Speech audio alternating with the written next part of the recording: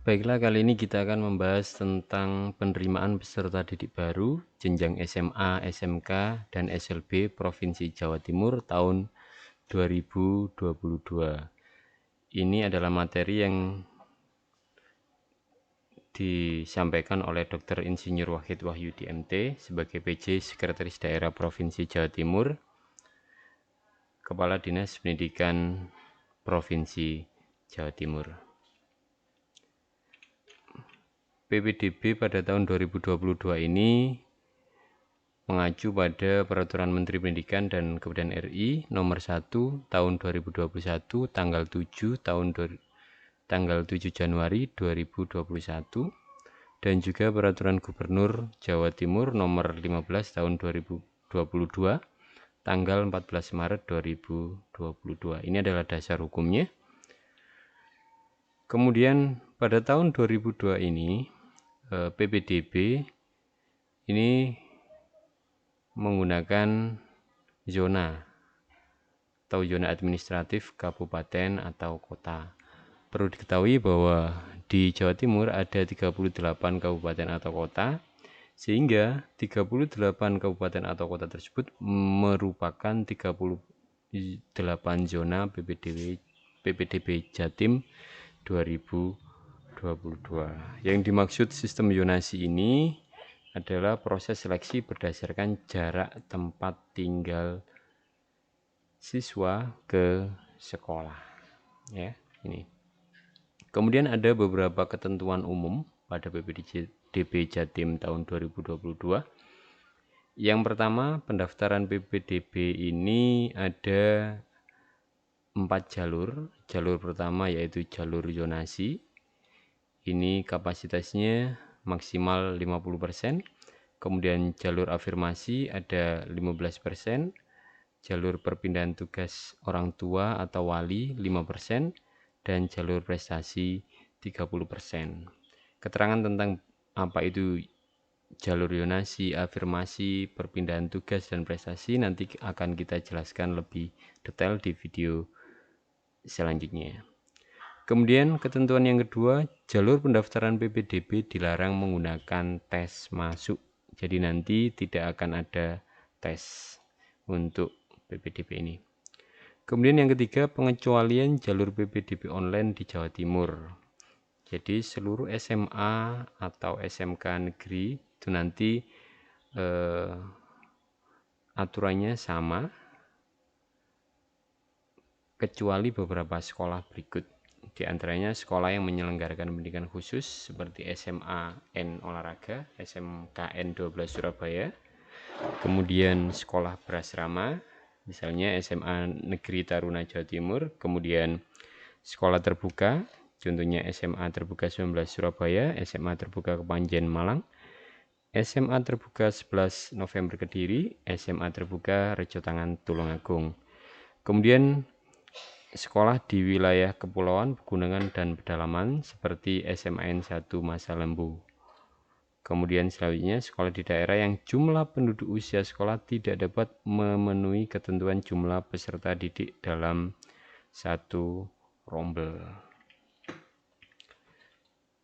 Kemudian ketentuan yang kelima, bagi peserta didik yang tidak memiliki kartu keluarga karena keadaan tertentu dapat digantikan dengan surat keterangan domisili. Seperti yang kita ketahui bahwa untuk pendaftaran PPDB ini para siswa juga harus menyiapkan kartu keluarga. Namun jika tidak ada kartu keluarga, bisa menggunakan surat keterangan domisili dengan syarat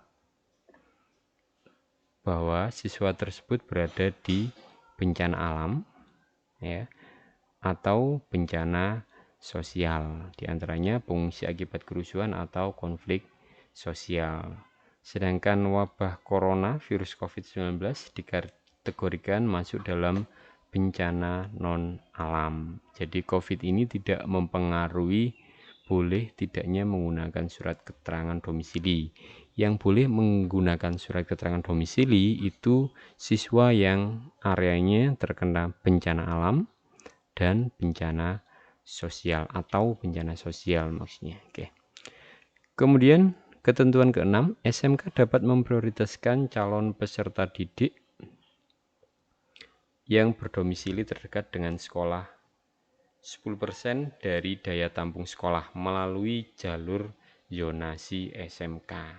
Jadi nanti SMK juga memiliki jalur zonasi sebanyak 10%. Kemudian untuk yang ketujuh, untuk jenjang SMK, calon peserta didik wajib melampirkan surat keterangan sehat dan surat keterangan tidak buta warna pada kompetensi keahlian yang mempersyaratkan. Jadi beberapa kompetensi keahlian itu mensyaratkan untuk tidak buta warna bagi peserta didik baru, misalnya teknik komputer jaringan, kemudian yang berhubungan dengan desain dan lain sebagainya. Itu siswa wajib melampirkan surat keterangan tidak buta warna. Nanti tentang pengadaan atau siswa meminta surat keterangan sehat ini di mana, apakah di puskesmas atau dikoordinir oleh sekolah-sekolah terdekat, itu nanti akan ada info selanjutnya. Kemudian jalur PPDB Jatim 2022 untuk yang jenjang SMK ini ada pembagian persentasenya.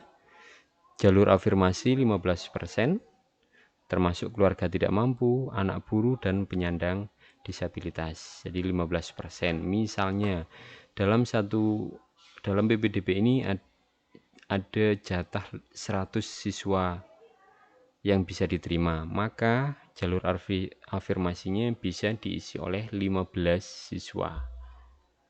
Ya. Kemudian perpindahan tugas orang tua atau wali ini sebanyak 5%, termasuk pindah tugas orang tua atau wali, anak guru atau tenaga pendidikan, dan anak tenaga kesehatan. Ini masuk ke dalam jalur perpindahan tugas orang tua atau wali. Selanjutnya, jalur prestasi hasil lomba sebesar 5%. Ini termasuk prestasi lomba akademik maupun lomba non-akademik. Aturan lebih detailnya nanti akan kita jelaskan. Kemudian yang keempat adalah jalur prestasi nilai akademik. Ini sebesar 25%. Ini nilai akademik ini diambil dari gabungan rata, jadi rata-rata dari nilai rapor semester 1 sampai semester 5 dan nilai akreditasi sekolah SMP atau MTS-nya. Jadi status dari atau nilai akreditasi sekolah SMP atau MTS itu juga berpengaruh terhadap nanti hasil akhir dari nilai akademik siswa. Meskipun nilai siswa itu sangat tinggi, tapi kalau akreditasi akreditasi sekolah SMP atau MTS-nya jelek, C misalnya, nanti itu akan menurunkan nilai dari nilai akademik siswa tersebut. Kemudian yang 50% ini jalur zonasi SMA. Itu ada setengah dari kuota peserta didik baru di SMA itu bisa diisi oleh jalur zonasi. Jadi nanti ini berdasarkan jarak rumah siswa ke sekolah. Bagaimana caranya menghitung jarak atau menentukan lokasi rumah ke lokasi sekolah, itu nanti akan ada caranya, ada prosesnya. Info selanjutnya nanti akan kita jelaskan. Kemudian untuk jalur PPDB Jatim 2022 jenjang SMK, kalau yang tadi itu yang SMA, sekarang yang SMK, ini jalur afirmasinya ada 15%, kemudian perpindahan tugas walinya 5%, prestasi hasil lomba 5%, prestasi nilai akademiknya 65%. Jadi kalau di SMA ini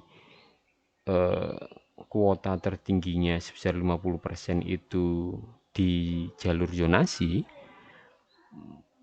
berbeda dengan jenjang SMK, kuota terbesarnya sebesar 65% itu melalui jalur prestasi nilai akademik. Nanti SMA atau SMK mendapatkan nilai siswa dari mana?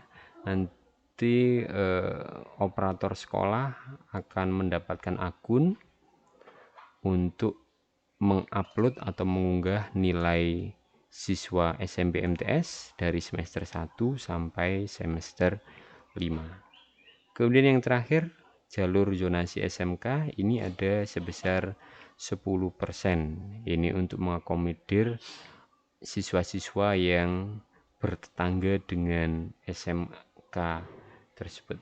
Oke. Kemudian selanjutnya adalah tahapan pelaksanaan dari PPDB Jatim 2022.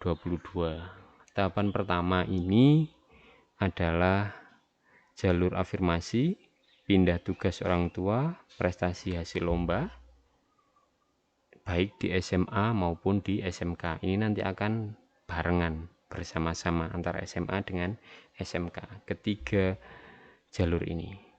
Kemudian setelah tahap 1 ini selesai, nanti akan dilanjutkan oleh tahap 2. Ini untuk prestasi nilai akademik SMA.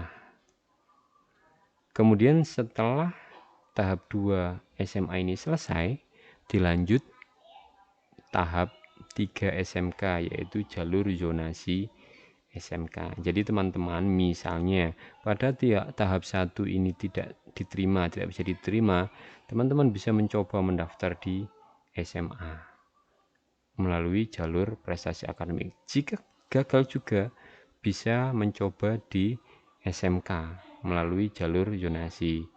Jika gagal juga bisa mencoba masuk ke zonasi SMA. Ini kuotanya 50%. Dan yang terakhir, jika gagal juga, teman-teman atau calon peserta didik baru bisa mendaftarkan diri melalui prestasi nilai akademik. Itu. Kemudian ketentuan jalur afirmasi ini sebesar 15%, ya. 15% ini dibagi menjadi 7% keluarga tidak mampu. Ini caranya bisa menggunakan KIP, KIS, KKS, PBBNT, dan lain sebagainya. Kemudian kalau jumlah pendaftarnya lebih dari 7%, nanti seleksinya adalah berdasarkan jarak rumah ke sekolah. Jadi nanti yang diutamakan adalah siswa yang memiliki kartu-kartu berikut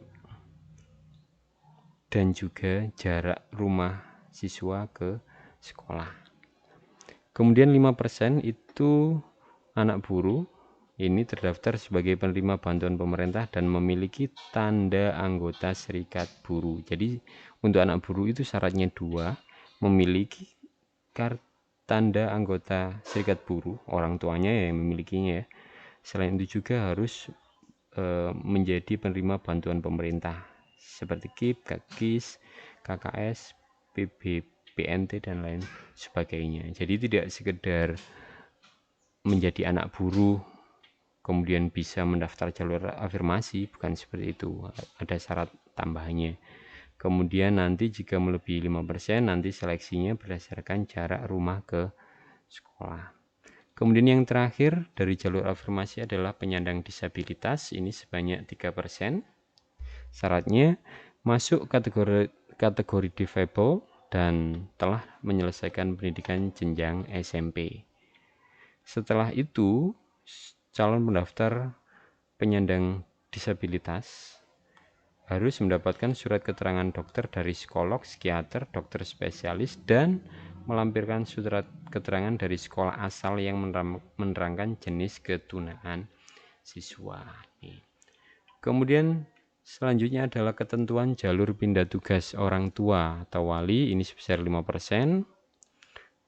5% ini dibagi menjadi pindah tugas ini sebanyak 2%, pindah tugas orang tua melampirkan surat keterangan pindah dari instansi atau perusahaan dan surat keterangan domisili.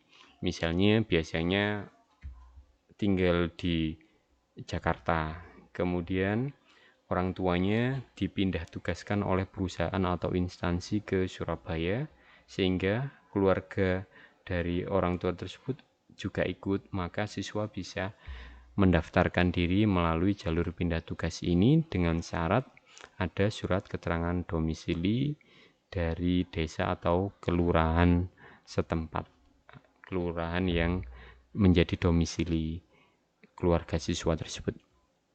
Kemudian anak GTK, anak dari guru dan tenaga kependidikan.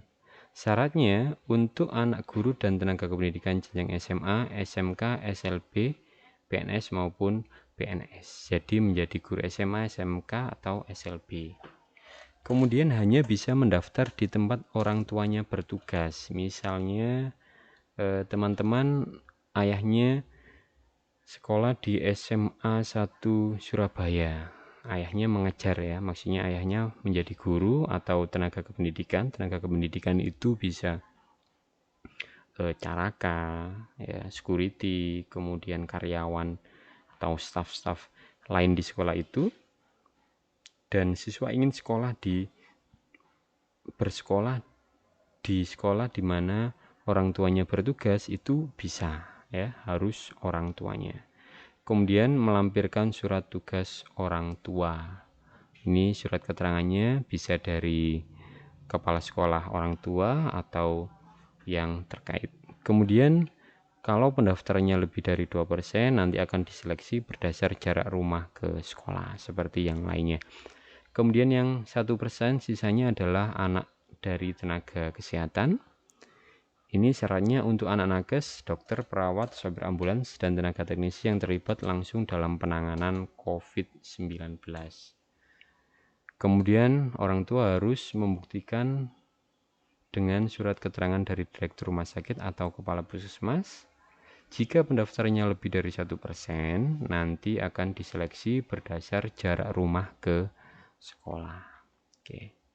Kemudian ketentuan jalur prestasi hasil lomba. Ini jalur prestasi hasil lomba 5%, 2% untuk jalur lomba akademik, dan 3% lomba non-akademik. Oke. Kemudian ini ada sistematika penghitungan skor jalur prestasi hasil lomba. Seperti ini bisa teman-teman pelajari, nanti akan kita jelaskan lebih detail di video yang lain. Kemudian ketentuan jalur prestasi nilai akademik, ini nilai akademiknya itu adalah gabungan rata nilai rapor semester 1 sampai 5, itu bobotnya 70%, ditambah dengan nilai akreditasi sekolah asal sebesar 30%. Ya, ini mata pelajaran yang nilainya akan diambil, pendidikan agama, PKN, bahasa Indonesia, matematika, IPA, IPS, bahasa Inggris. Ya, teman-teman bisa baca sendiri. Kemudian ini ketentuan jalur zonasi SMA-nya 50%. Sekolah dalam zona dapat menerima pendaftar dari dalam dan luar zona pada zona yang berbatasan. Ya, kalau zonanya berbatasan itu bisa. Kemudian calon peserta didik baru dapat memilih 3 sekolah tujuan. Ketiganya dapat di dalam zona atau 2 di dalam zona dan 1 di luar zona. Jadi nanti akan ada 3 sekolah tujuan yang bisa dipilih. Bisa ketiganya dalam 1 zona, dalam zona tersebut, atau 2 di dalam zona, 1 di luar zona. Maksudnya zona yang berbatasan ini ya. Kemudian sekolah pada kabupaten kota perbatasan provinsi dapat menerima pendaftaran dari luar provinsi yang berbatasan selama pagu belum terpenuhi, tidak dibatasi kuota. Jadi misalnya untuk teman-teman yang ada di Ngawi, kemudian Ponorogo, Pacitan, Bojonegoro, itu kan berbatasan langsung dengan provinsi Jawa Tengah. Itu nanti bisa mengikuti aturan ini. Kemudian domisili calon peserta didik baru berdasarkan alamat kartu keluarga yang diterbitkan paling singkat 1 tahun sejak tanggal pendaftaran PPDB tahap 1 tanggal 20 Juni 2022. Oke. Jadi domisili siswa itu dilihat dari kakaknya. Kakaknya harus kakak yang terbit sebelum ini 1 tahun sebelum 20 Juni 2022. Jadi tertanggal sebelum 20 Juni 2021. Nah, apabila kartu keluarganya baru ya, yang diterbitkan kurang dari 1 tahun karena suatu hal, harus dilampiri surat keterangan dari Dinas Kependudukan dan Catatan Sipil di kabupaten atau kota setempat dengan disertai penjelasan alasan perubahan kartu keluarga. Suatu hal tersebut yang dimaksud meliputi ya, kartu keluarga baru karena ada penambahan atau pengurangan anggota keluarga, dengan penjelasan bahwa calon peserta didik baru telah masuk dalam KK paling singkat 1 tahun sebelum tanggal pendaftaran PPDB tahun 2022 tahap 1 tanggal 20 Juni 2022 ya. Terus harus jika memang itu baru maka harus ada lampiran ini. Kemudian KK kartu keluarga baru karena pindah rumah dengan penjelasan bahwa calon peserta didik baru adalah anak kandung. Jadi kalau siswanya pindah rumah itu tidak boleh ikut pamannya atau ikut kakeknya, itu tidak dianggap ya, tidak dianggap. Harus anak kandung dari kepala keluarga di KK tersebut. Kemudian bagi peserta didik baru yang tidak memiliki kartu keluarga karena keadaan tertentu meliputi bencana alam dan atau bencana sosial, dapat diganti dengan surat keterangan domisili. Ini tadi sudah dijelaskan. Kemudian bagi calon peserta didik baru dari pondok pesantren, panti asuhan, panti sosial mengikuti tempat kedudukan lembaga dibuktikan dengan surat keterangan dari lembaga ya. Jadi kalau ini pondok pesantrennya atau panti asuhan atau panti sosialnya itu berada di sekitar sekolah baru yang dituju, itu nanti bisa meminta surat keterangan dari lembaga tersebut, pondok pesantren, panti asuhan atau panti sosial ya. Kemudian ketentuan jalur zonasi yang terakhir, SMK sebesar 10% ya. Ini aturannya hampir sama seperti ini.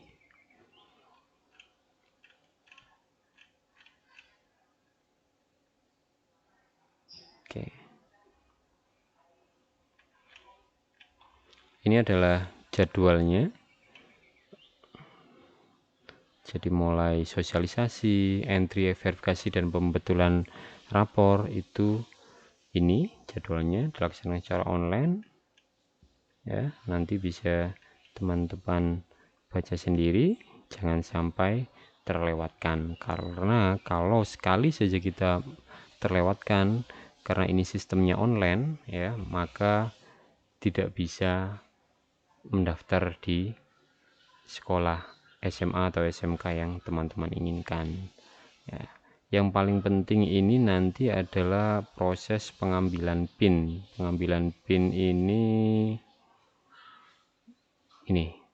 di pra pelaksanaan PPDB yang nomor 1 ini dilaksanakan pada 2-18 Juni 2022.